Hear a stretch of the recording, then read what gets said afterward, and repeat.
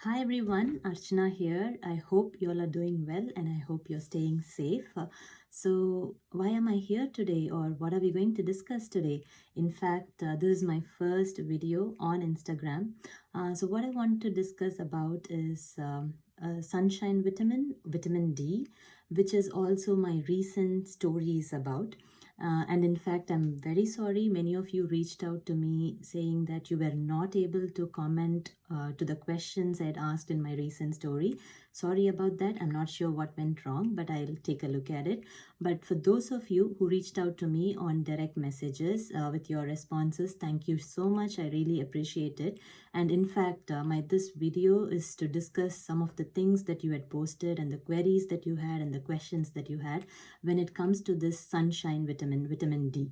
So instead of making a big post with a lot of content, I just thought I'll record a quick video to talk about some of the common questions, some of the common understanding when it comes to this most essential vitamin D. Okay, so let's talk about the sources. So many of you mentioned that you get your vitamin D from sunlight and from your diet, mainly from fish, eggs, mushrooms, and things like that. And some of you mentioned that you're vegetarian and you're concerned about your vitamin D intake and you're not sure whether you're getting the right amount of this essential nutrient. Okay, so let's take a step back and talk about it one at a time. So first of all, vitamin D, we all understand it's an essential nutrient which contributes to the well-being of our body, and most importantly, our bones, muscles, teeth, and especially it has a very vital role to play in our immune system. Okay, and we also understand that vitamin D, our body has the ability to produce vitamin D on its own, right? Body to do so, our skin needs to be exposed to sunlight. But with the current lifestyle where we spend most of our time indoors, working from home, working indoors, or living indoors, there is very less opportunity for us to get enough sunlight. And adding on to this is the autumn months and the winter months, where we are again pretty much indoors most of the time. And the fact that we get enough vitamin D from the sunlight is true, but this is very much true in the summer months, which is from late March or early April until September. And also what makes it more complicated is also the other factors that contributes to how much of vitamin D our body can produce from sunlight. There are a lot of factors. So number one, the time of the day your skin is exposed to sun matters. So we produce more vitamin D in between 10 a.m. to 3 p.m. And number two, the color of our skin matters. So the more pale skin you have, you produce vitamin D more quickly. And in case of darker skin, we produce vitamin D less quickly when the skin is exposed to sunlight.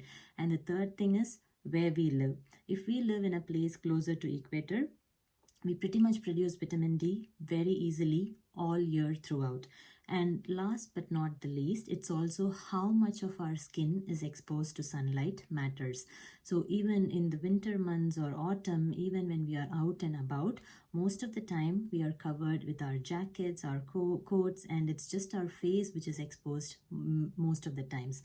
So these factors put together makes it complicated for many of us to get the required amount of vitamin D from sunlight alone. On to the food sources. So what are the food sources that are rich in vitamin D? Sadly, there's not a lot of food that contains vitamin D. There's very limited options. For example, oily fishes like salmon, tuna, mackerel, sardines, herring, etc. and red meat, liver and eggs, things like that. But if you are a vegetarian like me or vegan, you have very limited choices. So in some cases, some types of mushrooms contains vitamin D, and in most of the countries, cereals are fortified with vitamin D, and milk, cheese is an option, but all these contain very less amount of vitamin D in them. Okay, and even if you're someone who can consume all of these things, the question to ask is how easy it is to take these things on a daily basis. Okay, and for example, talking of tuna, you really need 5 to 6 servings of tuna on a daily basis to get your daily recommended allowance of vitamin D. Okay, so all these things makes it not very easy to get vitamin D from food alone. So the next option that is really available for us is to use a safer supplementation. So supplementation is one reliable and a consistent way to get vitamin D, to get that daily recommended allowance of vitamin D. So who can benefit from vitamin D supplementation? If you're someone who spend most of the time indoors, if your lifestyle is pretty much indoors. The second thing is, even if you use a sun protection of 30 plus, 30 and above. And three, whether if you're vegetarian, vegan, or if you're not able to consume oily fish and red meat and the other sources that are rich in vitamin D on a regular basis or a consistent basis, you can certainly benefit from a vitamin D supplementation. Okay, especially in the winter months, it makes more sense to give our body that extra boost that it might be missing from sunlight and other sources, to help support in its immune functions and other functions basically. But having said that, if you have any questions, if you're not sure how much you should be taking or what supplementation to focus on, please do reach out to me. Please do IM me. I'll be more than happy to help you and support you in your journey towards health and wellness. So with that, signing off. Thank you very much.